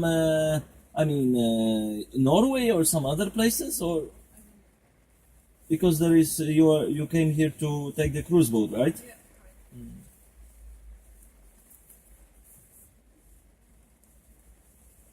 So you are from which country? Belgium. Belgium. Yeah, I went to Belgium long time ago, 20 years, in '99. I used to travel by bicycle through Belgium. How could you live in so rainy country? Well, I'm from Poland. Are you from Poland? Yeah, I'm from Poland, but I am here 10 years, so And do you enjoy to live here? well, I like better Oslo.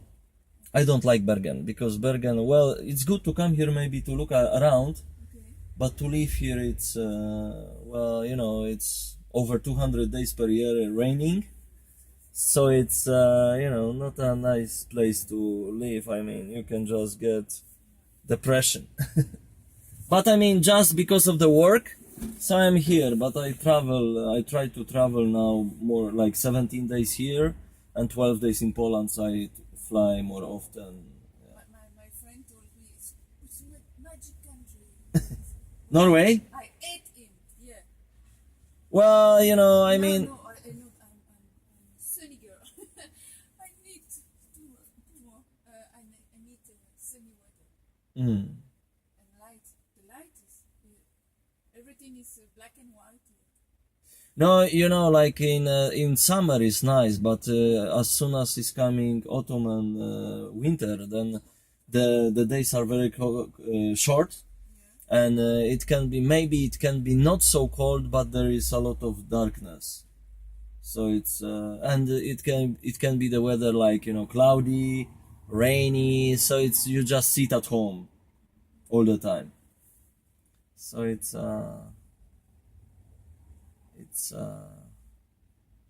and very expensive country, so it's It's very expensive. well, I mean, earning here it's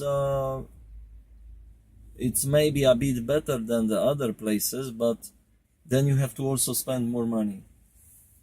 So it's yeah, it's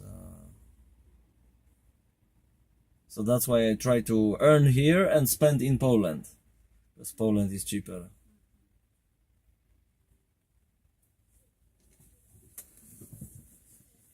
So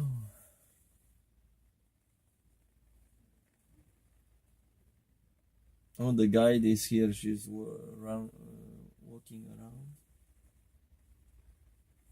but so you are first time in Norway? Yeah. My dad used to come in Norway. Oh yeah, your father. My father. Yeah.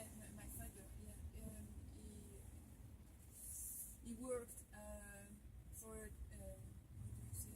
A timber. Yeah, for the wood. Yeah, Yeah. I think she's coming. Wait a minute.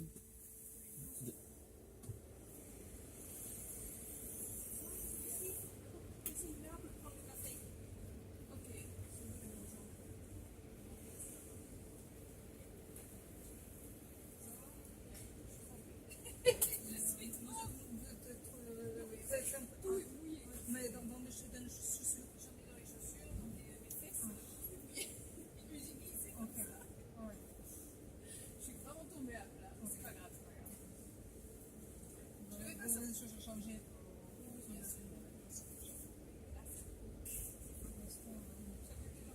J'espère qu'il ne va pas pleuvoir après. Vous allez jusqu'au nord, jusqu'au premier.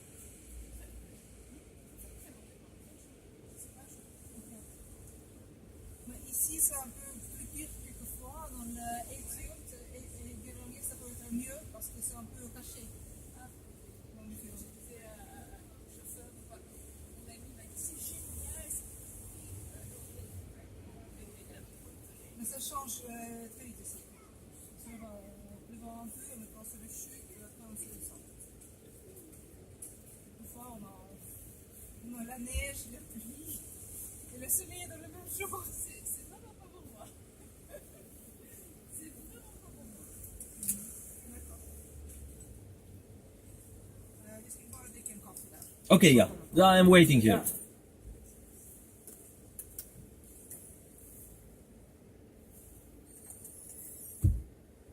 So your shoes got wet. Yeah. That's why you don't want to go anywhere. Yeah. Everything is wet. I sleep in the water. Oh. Yeah, so it's supposed. My wonderful umbrella is broken too. Oh.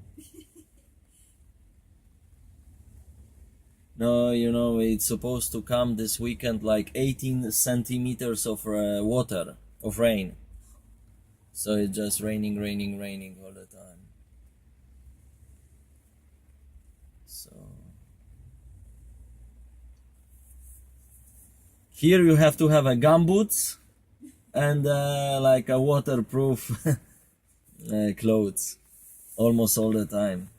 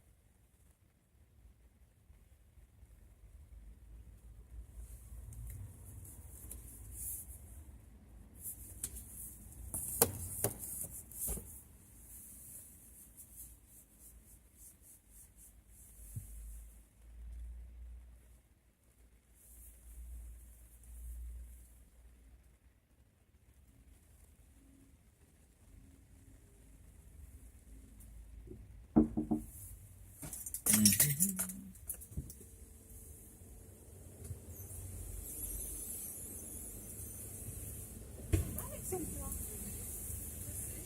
je vais te donner mon sandwich. Ah, mais t'avais faim, non?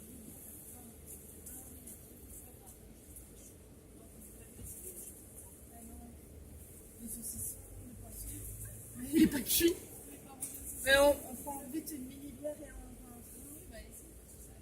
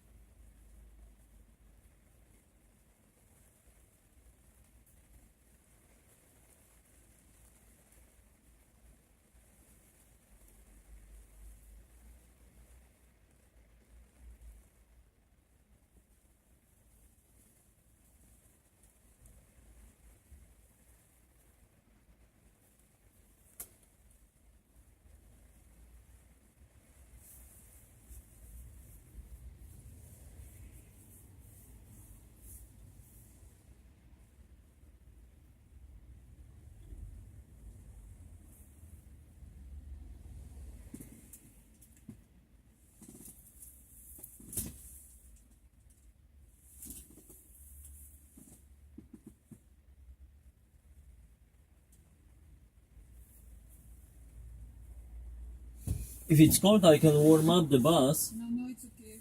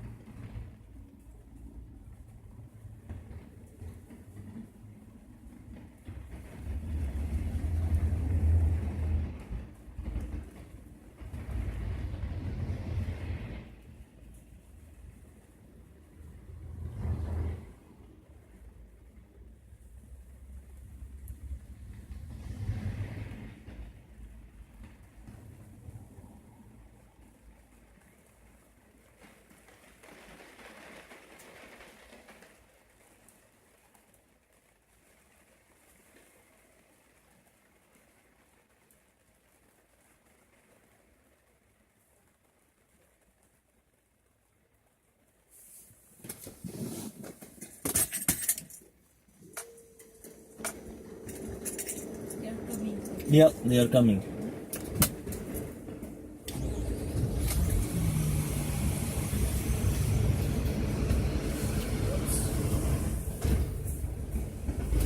Comment ça va? T'as froid, oui, tu m'étonnes que t'as froid. T'aurais peut-être dû venir à l'intérieur, c'est là, c'est chauffé.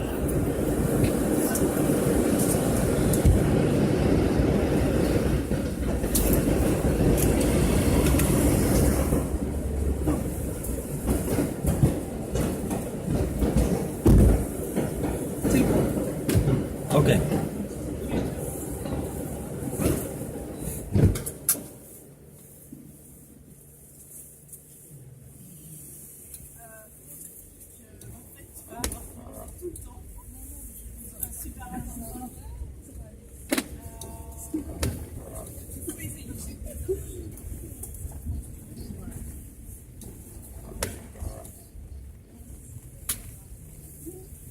Do you have any questions? Do you want to know?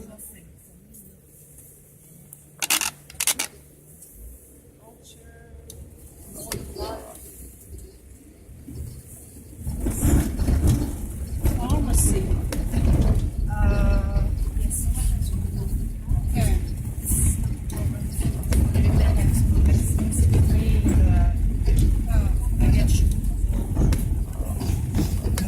Stop near the pharmacy. Yeah, we can stop at the, but I don't know. Oh, yeah, maybe this one because we will go this, so we can the Swan apothec.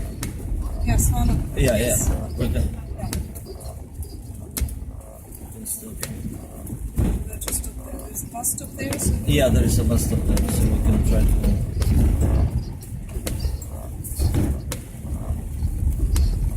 Let's see.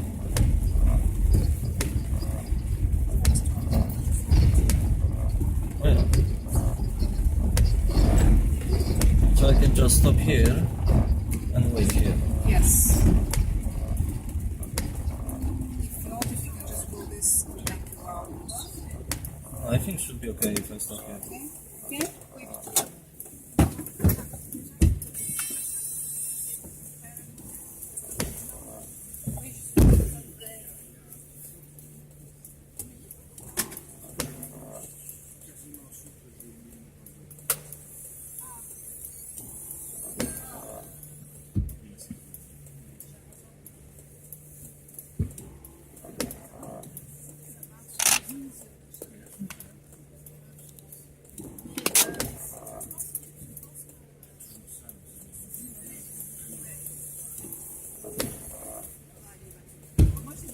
There is another one.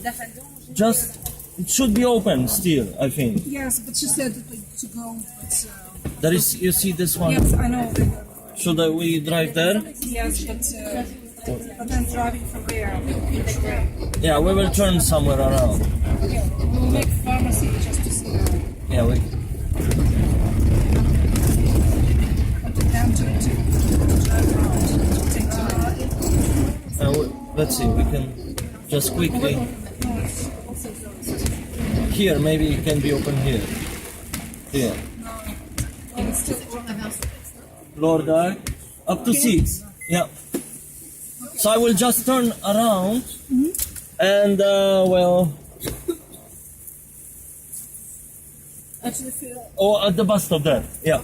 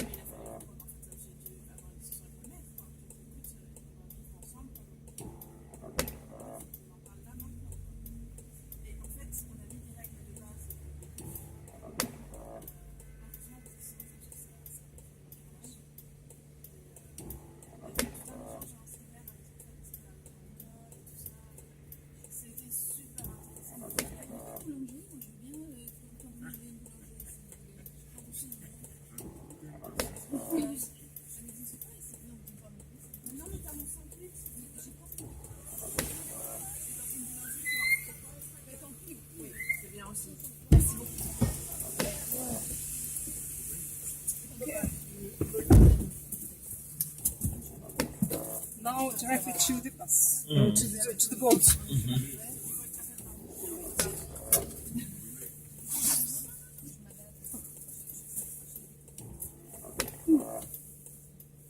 I'm sorry we didn't happen to be earlier to the boat. Before 5. A bit later than 5.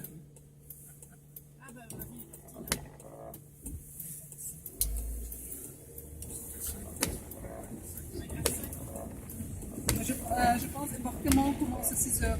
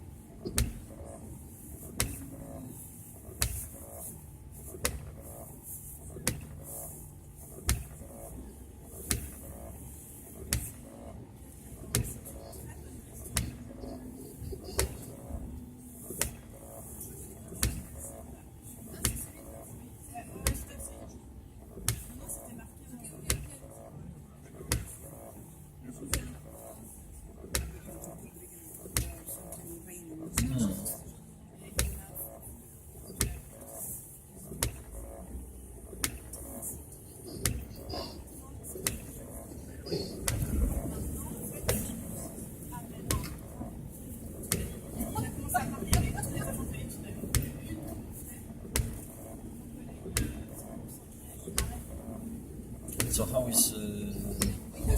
Should we drive inside? No, They just go in. Big turn. Okay.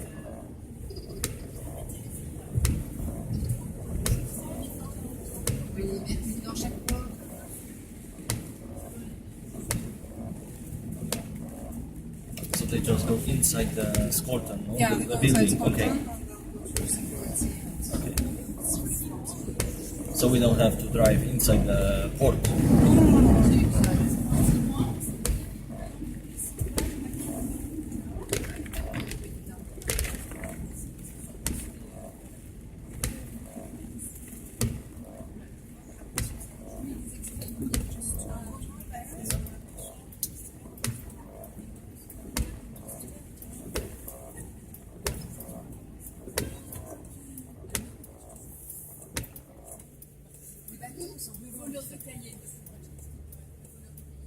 C'est lui alors le voleur.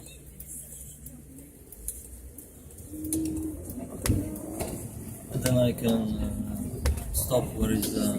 Yeah, just.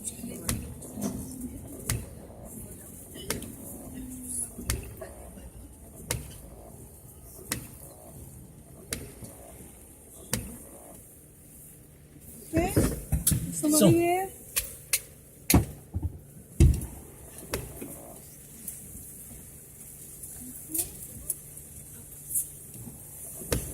So Don't with forget the, your belongings, And- bags, everything. and the luggage. Luggage, yes.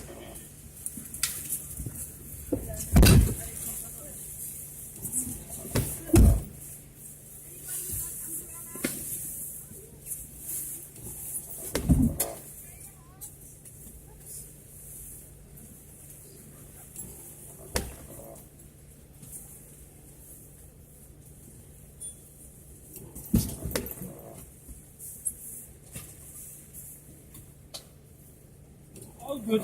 I have my umbrella.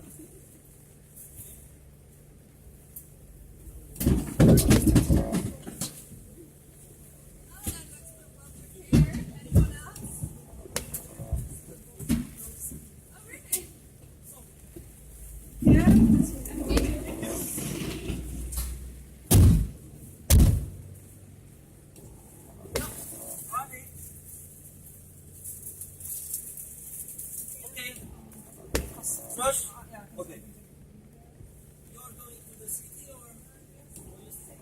Okay. Yes, you can drive with me. Yeah.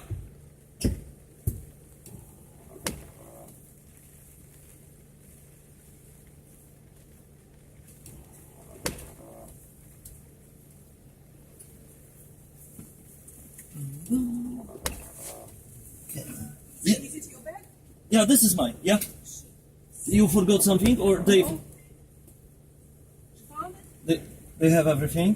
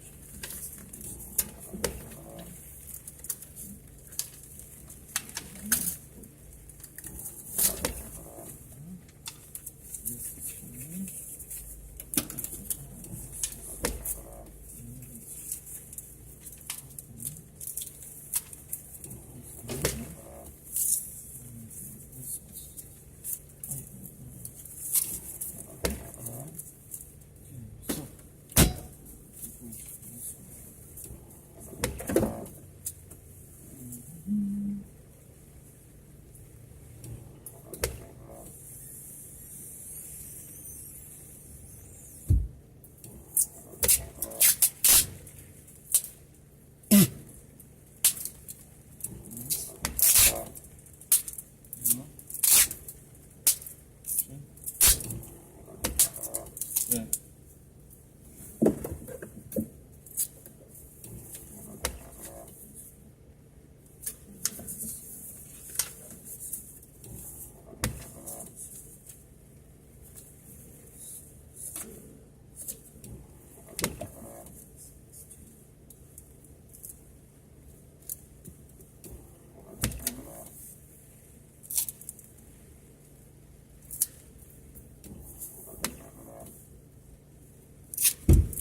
Yes, I just finished my.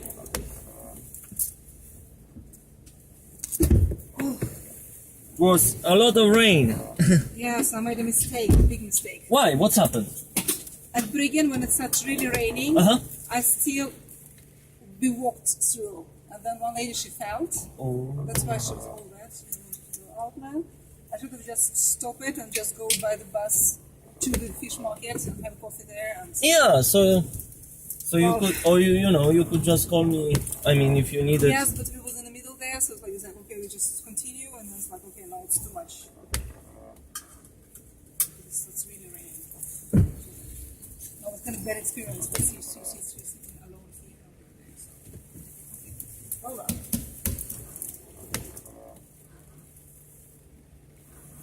So it was like a ditch or something, and she fall in No, on the. the brigand there is a wooden pot. Oh yeah, it's slippery. She slipped. Oh. She slipped and she fell. And it's also, well, it's not ditches, it's just like flood. Yeah. So the shoes wasn't good. So I'm with the rubber boots, so I'm okay. Yeah. No, I told her that here in Norway you have to have a Yes. rubber boots. But they're here only for today and they're living. So. Yeah. So where the boat is going? To Geiranger. Oh yeah, and then? No, and then I don't know, but they have a cruise 7 days. Oh yeah, so they go to different places. Yes. Oh, I see.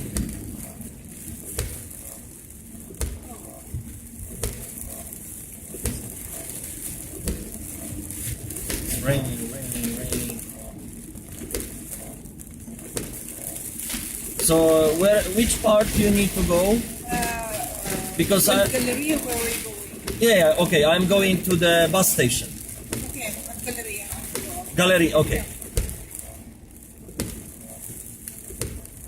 So you are from which country? Russia. Oh yeah, по-русски можем говорить. No?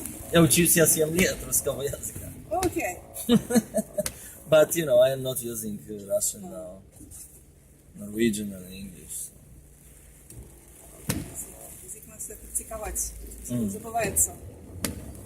We Uh, are forgetting the expressions. yeah. We want to speak. To listen to understand it's okay. No, like Polish and Russian, we are from the same Slavic family Yes. languages. So it's. But it's still quite Yeah. different. Yeah. Something is similar, but Yeah, it can be. It's, even in Bulgarian, they write with the Cyrillic alphabet Yeah, and everything. But sometimes like the words mean different things. You think it's one thing, but it's a different thing. So you speak French, Norwegian, English, Russian. Yes. Wow, so that's good. So So you are a long time here. 25 years. Hmm? 25 years. Long time. Oh, I am 10 years here in Norway. So. oh, very 2 years in Oslo and 8 years in Bergen. So all the time you are here in Bergen? I was out 1 year outside of Oslo. Uh-huh. So I was working and studying there. And so I'm going to Bergen. When it's raining, I don't like Oslo that much. Mm. I like to go there for visits, to visit somebody, to go out, but to live there, it's like, Bergen is small, it's like suitable size. Mhm. So you can always come fast from wherever you're going.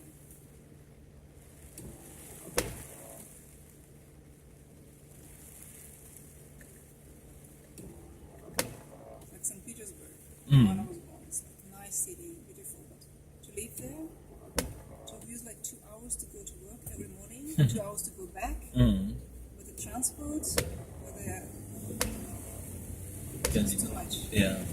Always have to have a job just close to your house or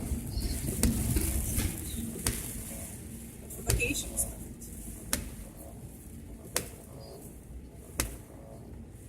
So you do guiding sometimes, so it's I work with the teacher as well.